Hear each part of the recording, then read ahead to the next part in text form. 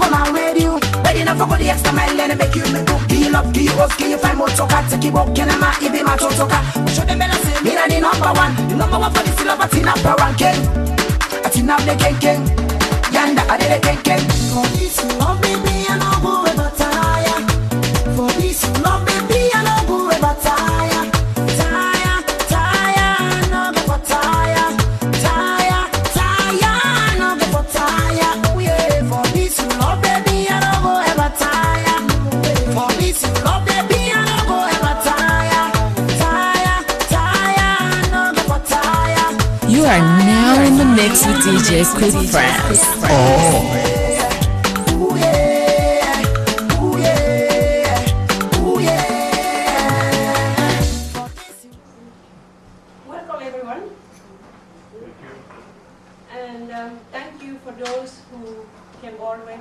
In New York. Welcome to Washington, D.C. And we are glad to have you among us. And those who came from far away, and we really appreciate you being here.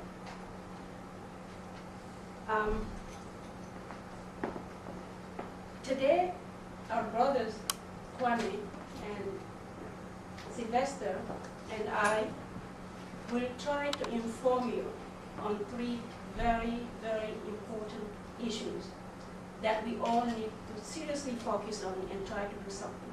Otherwise, we are worried that the consequences for our people back home will be really terrible.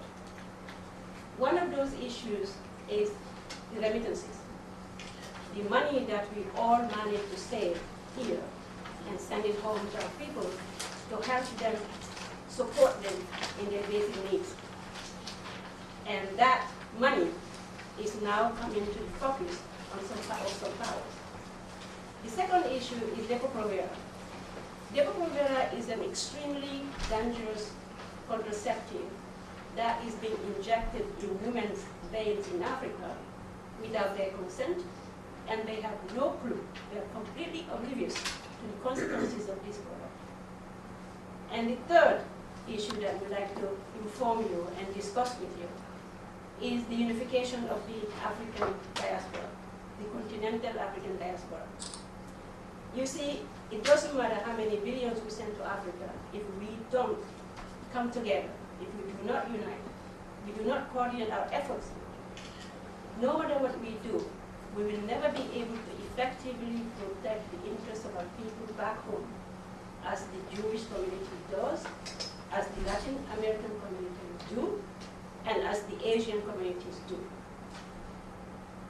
Now, the program today is going to be as follows. I will only need 8 to 10 minutes to do a short presentation on these remittances, and then we'll spend the rest of the hour discussing how to move forward. This is not just coming and talking or hearing me talk and go. This is the real work. We have to look at it, analyze it, and decide what to do next. Because whatever we decide on today is going to go all the way to the head of the African Union, because we want result. Now, before I start on the remittances, I would just like to show you some real fact, hard facts, so for you to understand what is at stake and why we need to do something about it.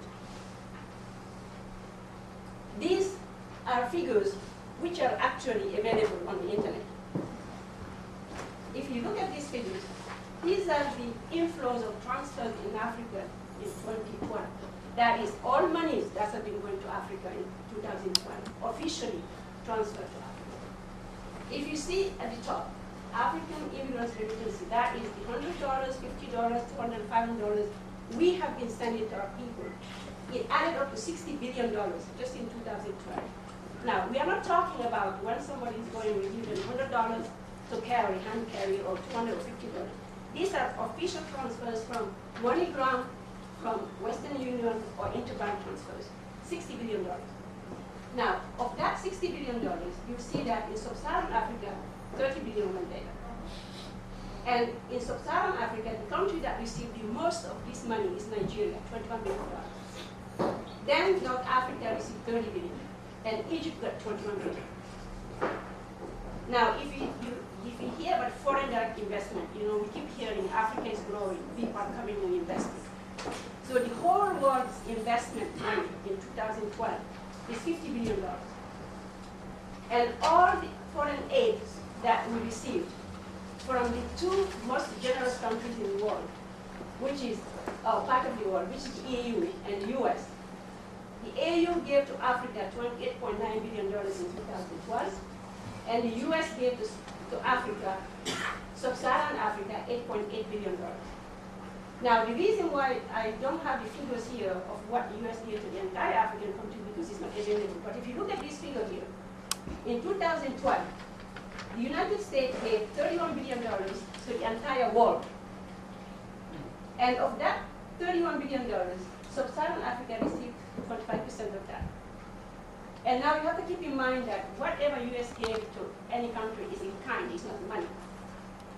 So whatever equipment they give, whatever training, all that is computed into this money.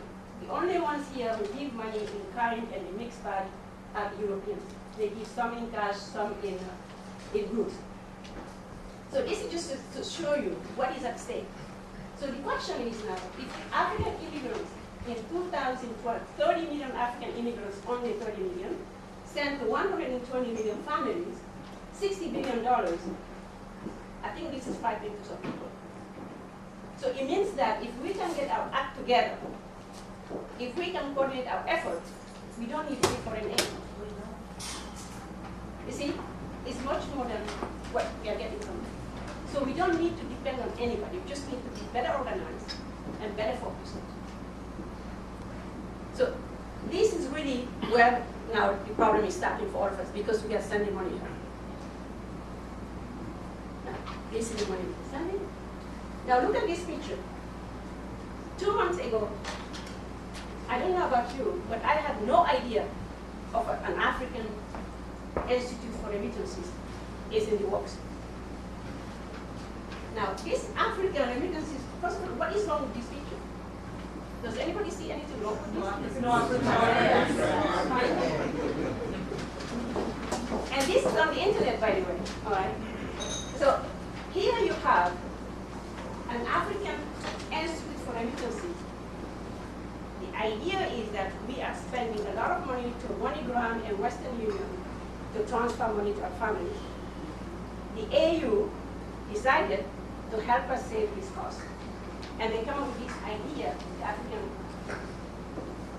Institute for Remittances. There's no African involved. So the question then is, what is this institute all about? What is its purpose? It's not clear. Now, to try to understand what this institute is all about, we contacted the office of the African Union in DC. All we received were declarations and decisions by the AU. Then finally, somebody forwarded a FNQ, frequently asked questions document, which I forwarded is attached to the invitation to receive, and we can join together. But we should go through that. That's what I want to go through in the next 7 to 8 minutes for you to understand what is in this document. Because you see, they are experts in writing technical pages. They are written in such a way that you smoke everywhere. You think you know what you're reading, but you really don't get it. So I've picked up some experts from that. I'll share with you why the concern came from. It says in that document that the African Union and the World Bank press releases have informed that in 2015, an African Institute for Remittances will be operating in Kenya. Why Kenya? Nobody knows. But at least we don't understand that. Not that it's good or bad, it's just that we don't know. And that the World Bank, the European Commission, African Development Bank, and many other international institutions participated in the creation of this institute. Although this institute is an initiative of the African Union to help some people, the Europeans are the ones who finance this project, with a contribution from the World Bank of $639,159. The European Commission put in $2.4 million. Now, remember the figures that I just showed you. We spent $60 billion now. If an institute was going to be created, Would we not be able to come up with $3 million to put that institute in place? Absolutely. If we had been informed? Yes. Why involve the World Bank and the EC in a private relationship between us and our families? So, the question then that came to mind is, why in the world would a project initiated by the African Union for its people, the AU and the EC would be involved in that? What is in it for them? There has to be something in it for them. Otherwise, yes, no one will get involved. Yet, that is nowhere to be found, the reason why they are involved. There's nowhere to be found in this document. This is the official AU document, which was produced in September 2014. You see? It's been read and read every inch of it has been to understand. Nowhere. So the conditions under which this institute has been created is not clear. The mandate of this institute is not clear. And the interesting thing is that it said that in this document that this institute is one of its kind. Never been done anywhere else in the world. So we Africans should be proud of that? No. So if it's so good, why it has not been tried in Asia, in Latin America, or Israel? Where we see a whole lot of money in remittances. Why Africa is always the guinea pig? That is something which is the AU could not answer. Now, as you saw in the slide, all this money, 30 million immigrants, sent 130 million families, no string attached, no conditionality, no interest rate, just free. We do not expect anything in return. The AU, the World Bank, the EC decided to create an institute to help us manage that money, cut transfer costs, without asking us, without involving us. What kind of help is that? So, because of that, we have 4 questions that we'd like to share with you, and if you agree, we will forward that to the AU. The first question is, what is the real mission of this institute? We deserve to know that. In FAQ 22 of this paper, it states that its mission is to harness remittances for social and economic development in Africa. The money that we are sending, this institute will harness that money for social and economic development, which suggests that this institute will be involved, will determine how this money is going to be spent. So if I send $100 to my mother, this institute, super institute, will be the one to dictate how she will be spending that money. Yes. Or you'll still get it. Wow. Okay? So this is the idea. In this same document, section 21, I think it's 21, it says that this institute will not get involved in remittances, transaction, and payment settlement. Now, this is contradictory. Yes. How can you determine how money is going to be spent and not be involved in transactions and payment settlement? So we need clarification.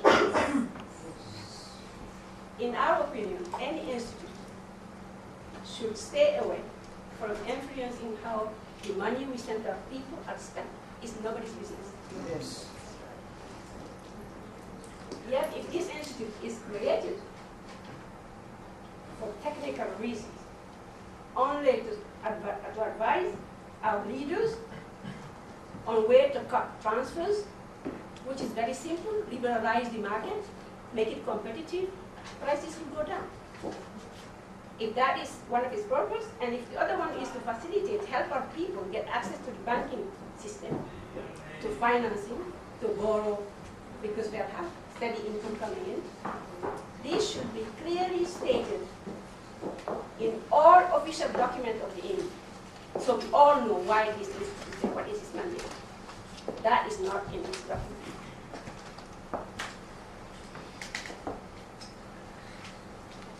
Now, our second question, because we said we have 4. So the first is the mission is not clear. That needs to be clarified. The second is the cost of running this institute. Even if its purpose is only technical, we senders and receivers of money, we would like to know who is going to run this institute.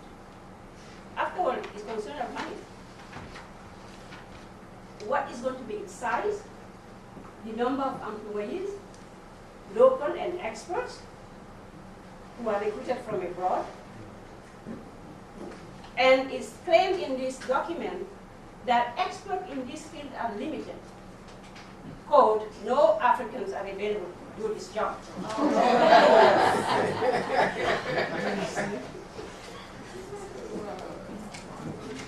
Okay, if no Africans are available to do this job because we're not interested in it because it didn't exist before, then how many are being educated to be on the pipeline to take over this institute? All right, so we need to know that. So basically, what is the overall cost of the operation of this institute, if it is indeed a technical institute? Our third concern, so the first is its mission, the second is cost of operating it and who's going to run it.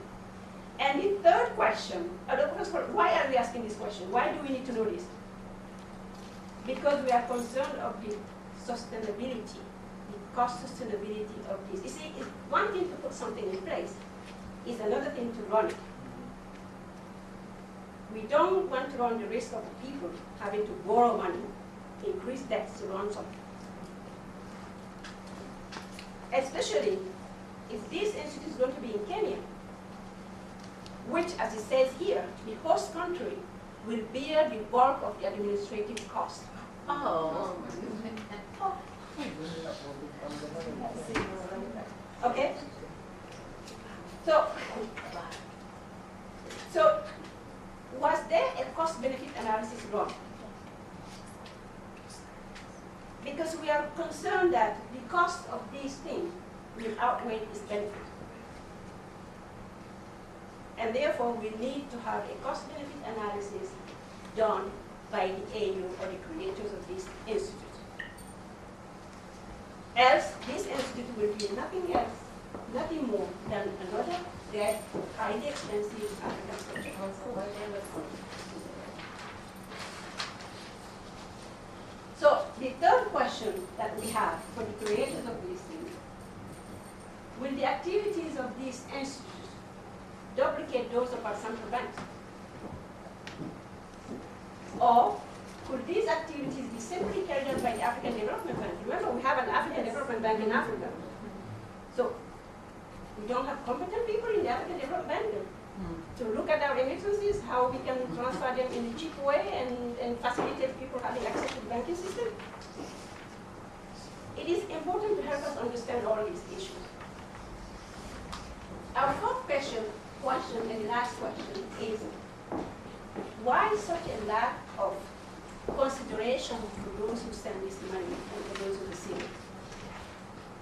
The beneficiaries back home and we, the senders of this money. The one this institute is supposed to serve. In FAQ 15 here, again, they mentioned that the way we were consulted is in Addis Ababa, they had an online survey in which they had 3,000 hits, 235 people responded, and we were consulted. Yeah. I'm not sure people can hear you over. Okay. All right. Sorry. So what they are telling us in this document is that of the 30 million people who send money to 130 million families in Africa, only 235 people are interested in how this money is going to be managed by foreigners. Look, I've run a lot of statistics. I've read a lot of statistical books. I've never seen any result like this being taken into consideration. This should be just thrown out, but no. That's the basis of saying that we have been consulted. You see, the outreach could have been better if they have consulted diaspora-led organizations, if they have contacted embassies or civil societies back home and NGOs, at least to disseminate that this is in the work as our views.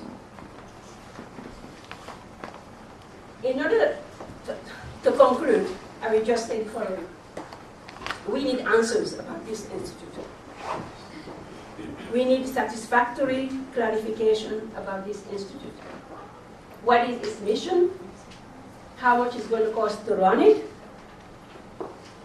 And does it duplicate the work of the existing institutions already in Africa? And why such an important decision are taken without involving us? And the fifth question, why involve the World Bank, the EC, in a private relationship, altruistic relationship between us and our families? What have they got to do with this? We're not talking here about a country borrowing millions of dollars to build a road or to build an airport or to take care of a bridge, which are the functions of these institutions. Our private relationship with the families is not part of their mandate. If it is, then the world should know that, because I haven't seen it in any document yet. That's really all. And now that you understand why this concern about these remittances, and I would like to open the floor for questions, clarifications. Let's discuss how to proceed. Once we reach a consensus, then we can form a small working group to, put something together that we can disseminate. Thank you.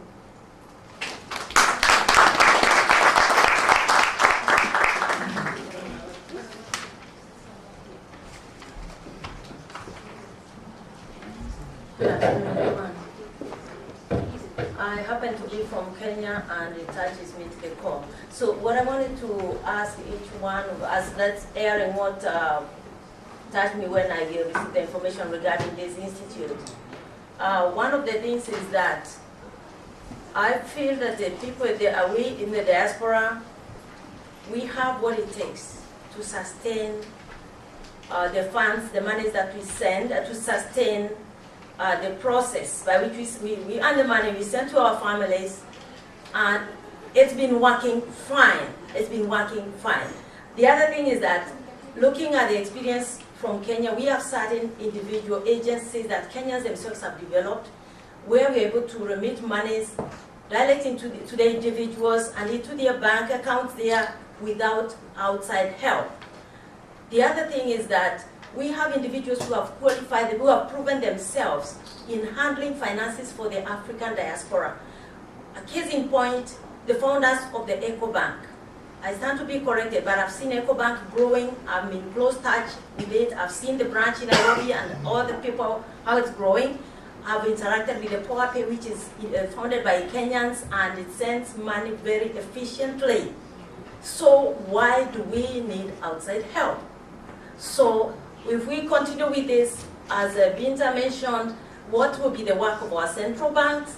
Why do we need this white elephant? Thank you. Binta, shall I come here?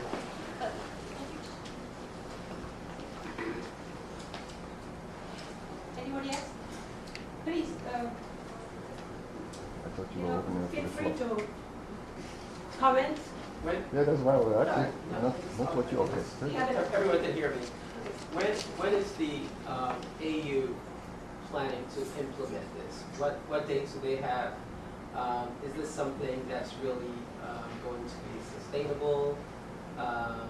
Considering it's really so haphazard, do you think that this is something they can really implement? And if they're going to implement it, how do they monitor and maintain, this bank when we have, so many different African countries who they have to force to adhere to their policies? This is exactly the main question. The way this is going, if you ask me, my own interpretation after reading all this thing is that an idea has started with the African Union maybe, Yeah. but it's been hijacked. It's been hijacked, and they are going, if we do not stop it, they are going to implement this institution in 2015. First of all, they have even broken 2 rules, 2 criteria they themselves set up here for choosing the host country. It says here somewhere, if you go back and read it, it says somewhere here that the country will have to be stable, the country will have to be one of the highest recipients of remittances. Yeah. Now, we can say that Kenya is relatively stable, but bombs were blowing there not too long ago.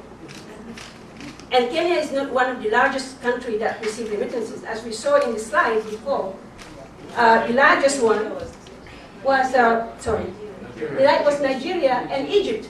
By the way, Egypt is part of Africa. It's Africa. Okay. So, yeah, so this is why we have to do something. We cannot just sit and accept it. If it's gone this far, believe me, you have Africans who believe this institute is a great thing. Somebody told me that I'm ranting about something I don't know anything about, because this is the first thing, this is the first of its type in the world. So I should be proud. And why is this person proud of it? How does it benefit the person? I didn't even go into that. But there are Africans who think this is the right thing. Without So- knowing why. And this is why this discussion we're having is very important. That's why we have to really do something about it. Yes, sir. I just want to make a comment and draw attention to make a link between this institution and what is happening in some African countries. Those who are from African, French-speaking countries in Africa, they know how our money is run. They know why French-speaking African countries are the less developed in Africa, because we don't have any power of our money. We all know that all our money is managed from the central bank in France. Then, my question is, one link between this institution and the central bank in France is that maybe, as far as I'm concerned, is the other way to help Africa underdevelop. Because if you agree with me that the most poorest, the countries who are the less developed in Africa are French-speaking countries, and you make the link between the money, the system, the monetary system, when we talk about devaluation, about all of this, that French-speaking African countries are the only ones who have no power. Their money system is run from France. And then, I see a link between this institution and what is happening in Africa, in French-speaking Africa. And then my question is, anyway, I just wanted to indicate a part of the reflection. Why looking globally, okay, that may also may be a way of thinking. What link between what will this institute be and what is happening in French-speaking Africa? That was my contribution. Just to put this in perspective, you see, when money is involved, you have vultures that comes in from all over the place. Now, this is why it's up to us to change the direction of where this is going. You see, the argument we are making here was that transfer costs are very high. MoneyGram and Western Union is robbing us. So one email that I sent, I don't know if anybody saw it, Plab sent, was to say that anybody who believed that must be doped. Yeah. You see, and also one of the arguments was that the people who are receiving this money are squandering it. It's not efficiently spent.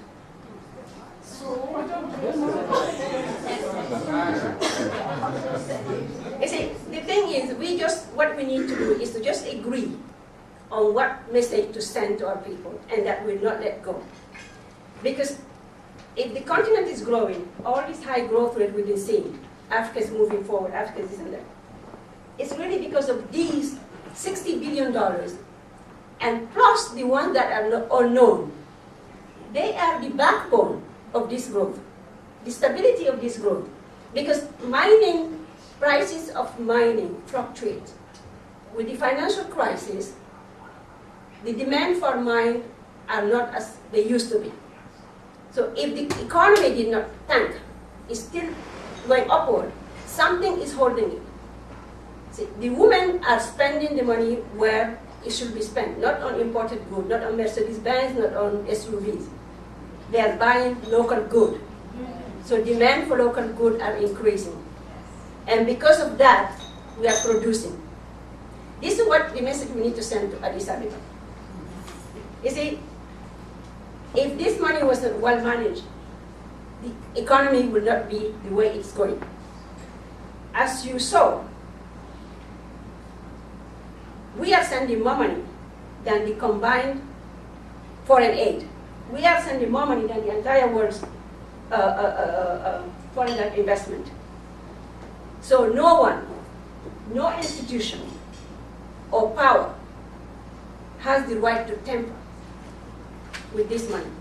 Because tampering with this money, if the AU doesn't see that, it means tampering with Africa's economic development and economic freedom. Yes. No power in the world, whether it's France, whether it's the UK, even the US, this great country where we live in, they have zero power in tampering with the economic freedom of any nation. If Addis Ababa doesn't know that, if our people don't know that, we have to tell them that. Also, I would say, the cost of money or MoneyGram is $10. They are going to set up an institution where they're going to pay those people. How much is it going to cost to pay those people instead of to run it? And also, the money that goes to Africa in aid is used by governments who steals it. And the money I send to my mother, she uses it for what she needs. So what is how better money to use it than the money you send to the governments who are going to squander it and use it for their own pockets? Yes, I've been asking my Professor, I'll get to you. Thank you very much. My name is Kawasi Hall, and I'm speaking also on behalf of Kenyans abroad because I'm a representative of the Kenyan community abroad. The Kenyan community abroad started a campaign to have remittances sent to Kenya through our bank, the central bank in Kenya, about 10 years ago. And that's because we had calculated that within 10 years, the remittances going to Africa will have really grown. And we did a really, really strong campaign telling our politicians in Kenya, it's time to allow us to own the vehicles to send money to Kenya. And maybe other African countries will do so, or maybe they're already doing so. But they did not think this was important at all. And what we have come to know now is that the remittances have really grown to the point where we have now this AIR. Now, the first time I heard about AIR, I was very worried. I was extremely worried because we have an awareness of how this has grown. The remittances market has grown. Now to the level where it's now becoming owned by the World Bank, that really worried me. But I needed to hear more. I didn't want this to be just my personal reaction. And now I'm hearing all these voices, and I'm happy I'm not alone. I'm really, really happy I'm not alone. Now what I would like to ask is all of us, how can we leverage our voice? How can we mobilize ourselves? The brains that we are, all of us here, the representative of diaspora organizations that we are here, how can we leverage our voice and send that united message out there? And exactly what message is it going to be? That the vehicles of sending money home, to our homes, to our mothers and fathers, are not going to be hijacked by banks in other countries, in developed countries, or in Western countries that are going to control our monies, because we know this is just another way of colonization. We know it. Yeah. We just know it. How are we going to leverage our voice so that it can be heard and we don't have another AIR? Thank you. You can stand up so people can see you. Okay. Sorry. My question, which I would like, my name is Obang Meta, and from Ethiopia. And I think that what we heard from here, the point I want to say, who initiated this at the first place? Who is behind this? And this is one thing that I think we should really try to identify. Who is behind this? Who thought of wanting to do this at the first place? The other thing is, Bente, you mentioned that, Addis Ababa, going to Addis Ababa. Would Addis Ababa listen to us? That's another thing that we need to know. African Union as an organization is good, but really the way it's been run, and I think it's one of those unions that has to be restructured somehow. Would they listen to us? That's one thing that we have to be. Are the African Union leaders representing us as a people? That's something that we have to really address that issue. This is, and when you look at it in Africa and African Union, you should know where it is based. The union based in Addis Ababa. And the Addis Ababa, do they have really a government that really transparent, accountable, that care for their own peoples? You ask Ethiopia. So I think that this is one thing that when we talk, we should not really run on and trying to say that our African leaders are there to do something for us. Because they have never proved that. They have never done it. The African Union is celebrated 50 years last year. What have the continent has done? We may have decolonized African from the foreigners, but still we may need to work hard to decolonize African from Africa. Yes.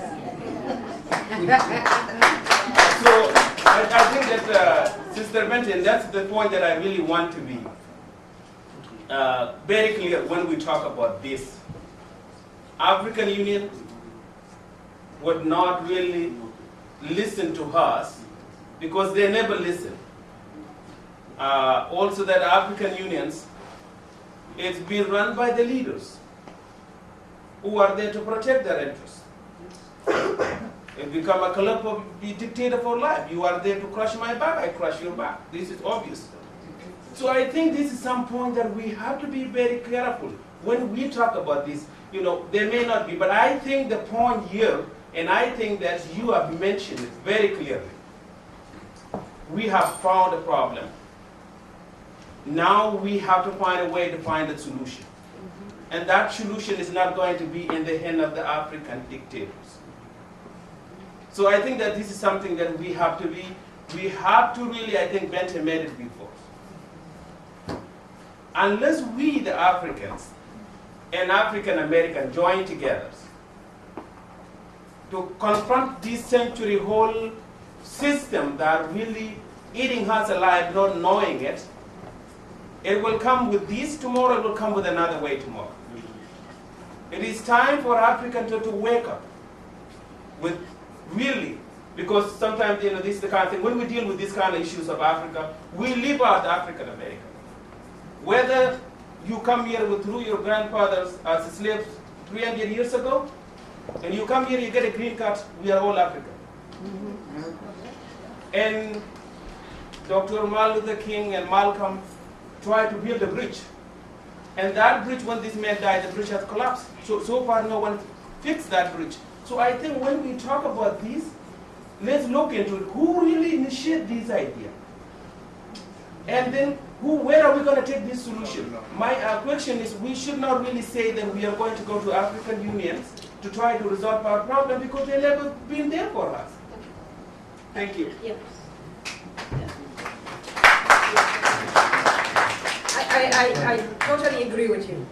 But again, if you read in this document, the way the decision on this came, the decision, in their own consultative meeting, almost half of the African Union members did not show up. So it's not unanimous.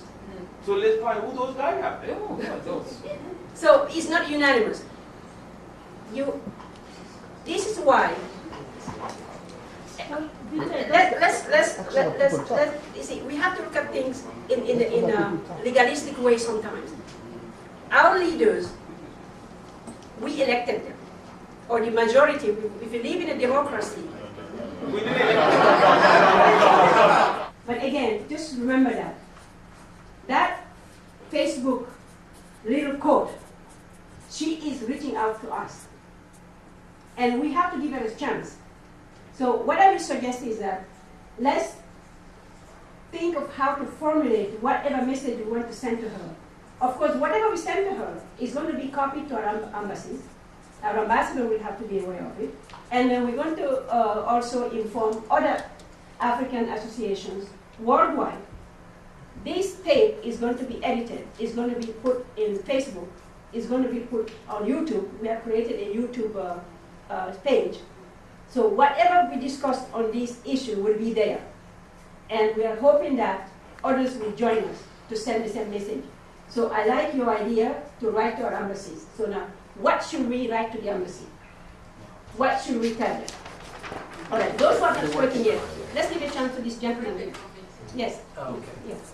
My comment is money goes one way. Yeah, money goes one way. We are What the is your source. name, sir? What is your name? Gashao Gabriel. Gashao. Let's publishers. From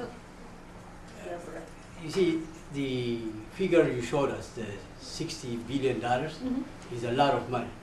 And the message that I immediately see is that we are also financing dictatorship as well. It's not just sending money to our relatives.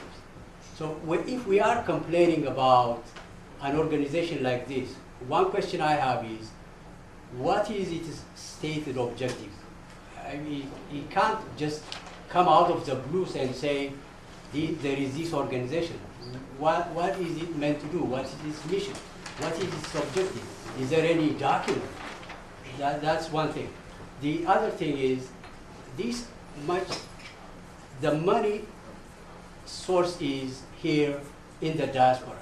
So we should know what to do with the money. And if we are complaining about these organizations, we have to provide alternatives. So yes. How do we get rid of, if we are complaining about MoneyGram or Western Union, we have to be ready to come up with a better organization that would deliver the money to our relatives. My sister from Kenya mentioned EcoBank. Is that an African initiative? Yes. If it is, then all of us Africans should be helping, supporting EcoBank, and EcoBank can take care of the whole Eastern Africa. We can start with that. And the African Development Bank And should Kenya give Commercial money. Bank. Very good. Then the African Development Bank should pump some money into institutions like EcoBank, and we have an alternative. So if we are complaining, we have to have some solid alternative. You don't want this, but we have our own way. That's how we should say it. Okay, the sister over there. Yeah. My name is Rami Kuyete. I'm originally from Ivory Coast, and I apologize because I came late, but I just want to say, based on what the gentleman from Kenya had said, I believe that there should be a plan B. I respect the fact that we should go to our leaders, but we all from Africa, we know that we've been very deceived by our leaders. I think instead of giving the power to maybe an institution, banking institution, let's see what we could do. You know, we smart people, we intelligent people. What can we do instead of giving that power to somebody else again? Who do we go to? I know I'm late, and I know that probably you'll be talking about that institution. I don't know what that is, but I would like to be informed about what the alternative is and what we could do instead of going to our leaders or a banking institution that will probably seek for its own interest before our own. What can we do? We should have a plan B, I believe. All right, this is exactly what some of the brainstorming that I've been doing with others. One thing, first of all, is to to put in paper what we think of this, so that those who created it, we cannot just ignore them. We have to express how we feel about this. Then we come with plan B. First, we have to clarify, we have an African Development Bank. Will this African Development Bank have the same activities that you want to create here? If so, you don't need it. If it's just going to be a technical thing, create a department in the African Development Bank. That department will do that research, take care of it. Yes. If that is really the mission of this, now if it's another insidious reason you want to do it, that is something we will not accept. You see, so first we go step one. What is the function? It's not clear. Is it technical? Is it for research?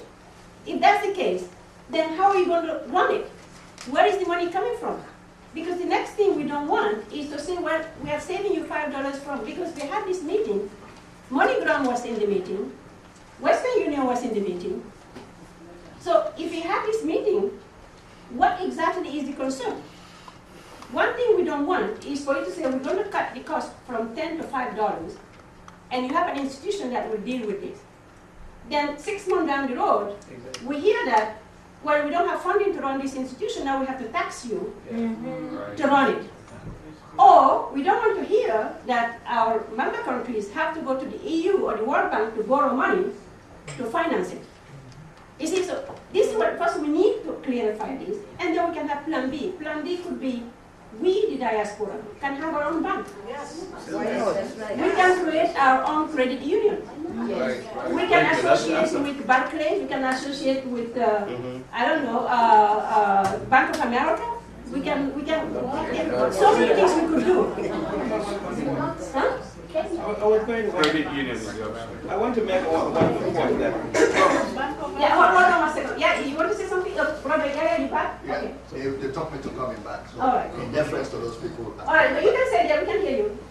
Let him come up for this. Yes, I need to come up so that they will see my United States of Africa 2017. No, I told you, listen, I told you I will not wear it, and I respected you. I stopped not to wear it. I came here, and my hand has been up, you decided to do it. My colleagues and peers will not be here. I know they're not here. They will never be here. First of all, let me make it very clear. Very clear.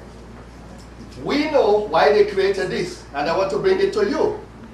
Okay? They realize that that $60 billion that is going on every year, which will increase to $80 billion in 2 years, they want to use it. They want to use it to create infrastructure, financing, etc., because they think that our people are using it like a welfare.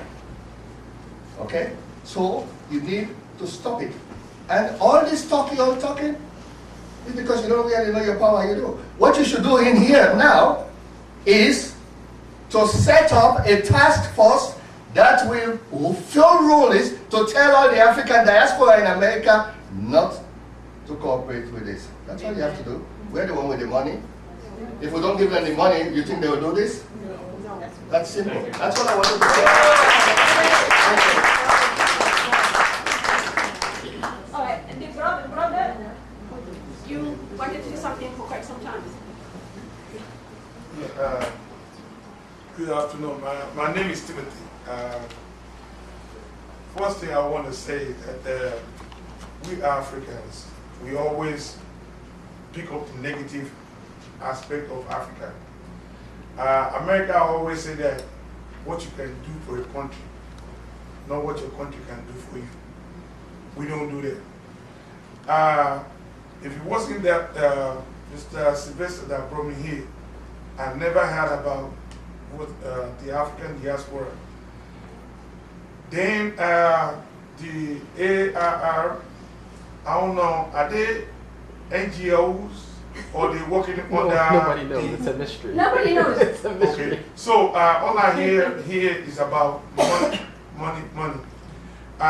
To me, I think we should think about when we in Africa, there is no media, There is no internet, no networking.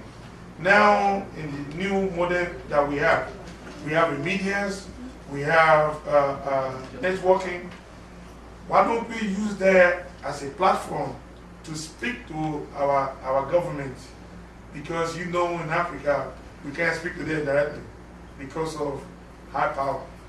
But you can use the media, you can use CNN To harass them. and tell them what we're going through and how can we help Africa. Obama will listen. The other people will listen. Then you're writing a letter. You can write the letter till tomorrow and they can put it under the whatever they have.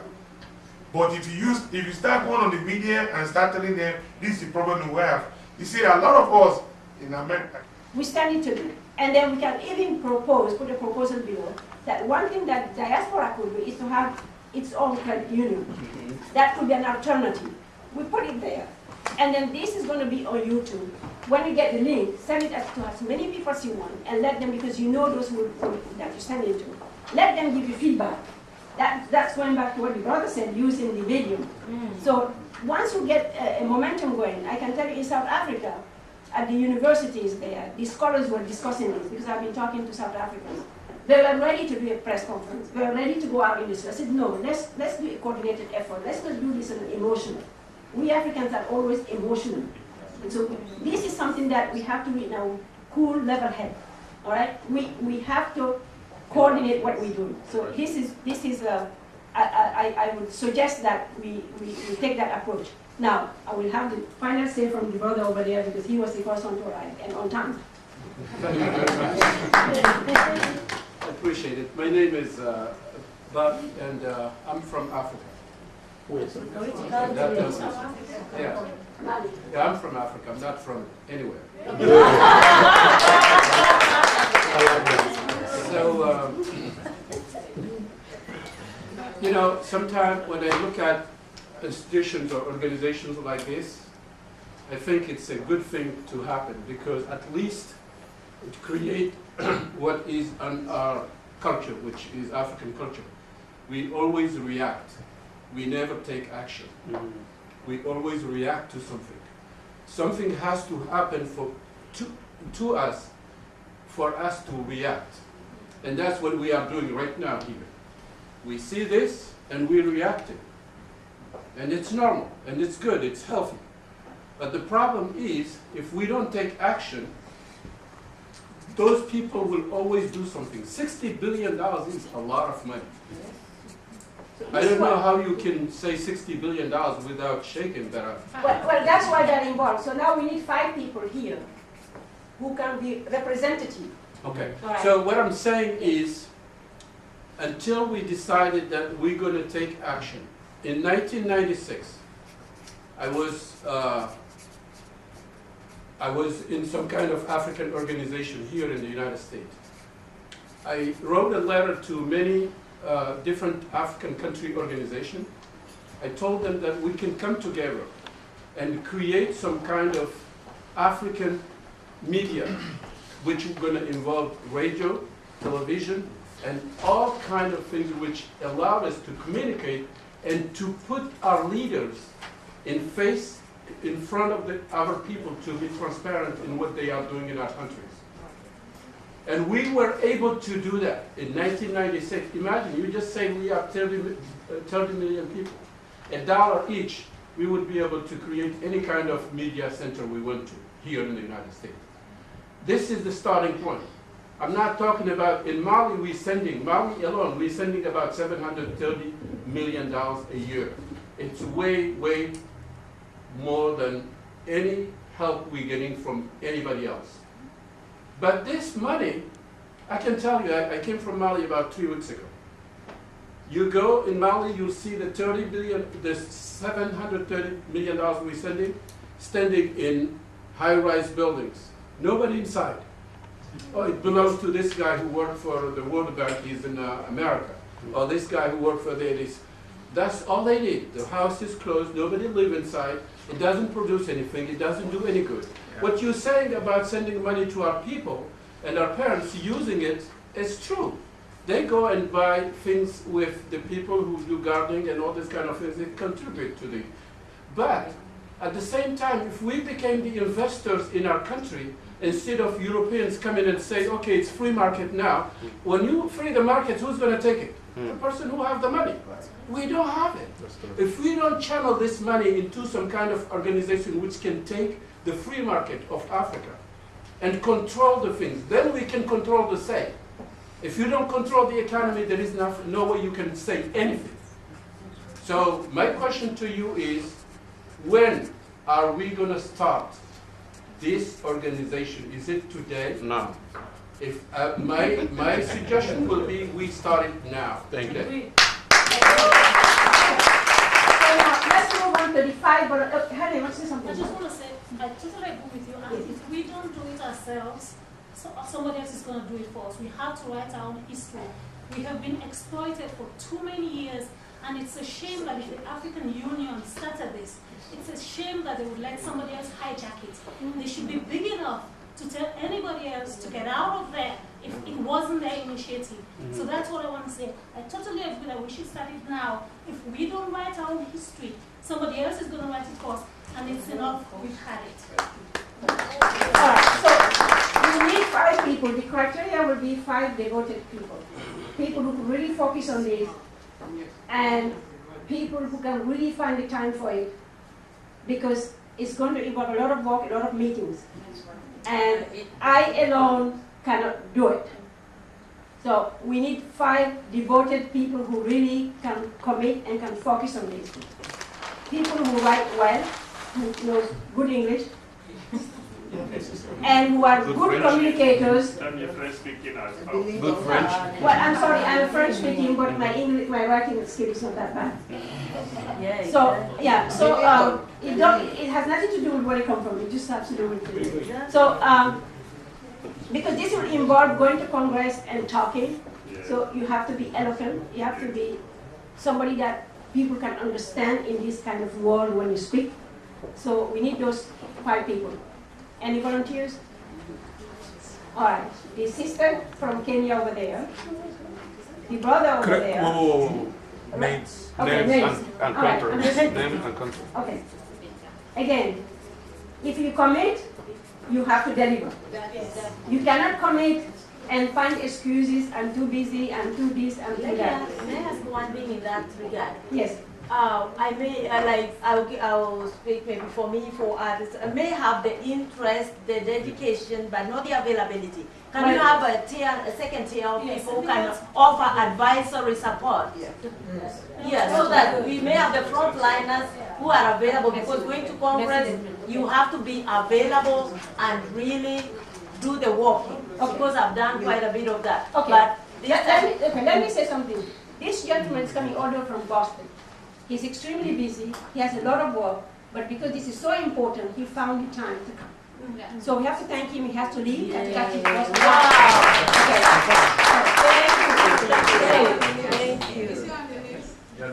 Okay. All right. So we need those 5 people who can devote time. Now, again, since we have your email, whatever we work on will be forwarded to everybody who came here. Because you are here because you are interested. You are here because you want to get involved, otherwise you will find the time to come. So therefore, you are already involved. After the presentation, we'll do this again. Yeah, because some people are leaving. Okay, 5 people. We just take 5 people and that's it. That's the end. All right. So you want to write the name you said already? Hannah, and the lady there. Hannah Somali. Mali and Well, Hannah, where is your nation? Hannah? Sierra Leone. What's your name? Sorry? Where is your country? Sierra Leone. Sierra Leone. Because we don't want to take 2 people from the same country. It's not representative enough. All right. So the lady over there is from Kenya. Where? Yeah. What's your name? Kawasi. M. Kenya. W-A-S-I. M-U-K-A. M-K-A. W-A-S-I. All right. Okay. Anyone else? And the gentleman over there from Mali. So we have 4 people. Baba is the first name. And where are you from, sir? Liberia. Liberia. Okay, the gentleman there from Liberia. Baba, you from Liberia? The last name is Mali. And that's it. You got how many And people have? who from Liberia? What's your name, sir? Mohammed, M-O-H-A-M-E-D. And Asani, you want to be part of that group? From Liberia? Mukhtar, pardon. I'm confused. If you don't have the time, don't come in. I don't have the time. Okay, then don't come in. All right, we need one last person and that's it. No, I was just trying to make a comment. I'm not raising my hand, although I would like to, because like she said, availability is everything. Don't just raise your hand because it's cool to do it. Exactly. You gotta be available. Mr. Corey is gonna probably talk about it. When it comes to it, we all believe, we What's all your name, agree. And then when it comes down to it, everybody's gone. And that's So it. make sure that you're available before Yes. you raise your hand. Thank you very much, and we'll follow up on this later. And now I will give the podium to my brother here, Kwame, who will inform us on the status of the program. Thank you.